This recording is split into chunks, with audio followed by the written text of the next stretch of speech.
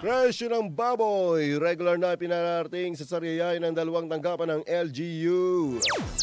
Ang tanggapan ng Pambayang Agrikultur at ang Public Market Administration Office ng Bayan ng Sariaya ay patuloy sa pagbibigay ng regular na price monitoring ng live weight ng alagang baboy at karning baboy sa kanilang mga kababayang sariyayahin. Ang pinakadahilan nito ay upang mapanatili ang patas, malinaw at maayos na sistema ng bentahan na mapapakinabangan ng mga magsasaka at ng mga mamimili. Sa huling resulta ng price monitoring report ng dalawang tanggapan ng LGU, ang presyo ng buhay na baboy ay naglalaro sa 175 hanggang 180 pesos per kilo, habang ang karning baboy naman, partikular ang presyo ng liempo, ay nasa 350 pesos.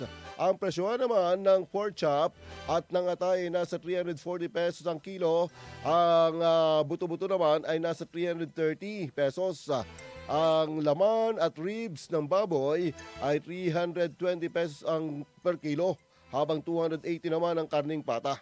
Ang presyo naman sa kada kilo ng ulo at baga ay nasa 180 at ang kilo ng bituka ng baboy ay 130 pesos per kilo. Ang pagpapalabas ng price monitoring ng ipinagbibiling baboy ay nagsisilbing umanong proteksyon sa mga hog raisers para maiwasan ang pagkalugi ng mga ito.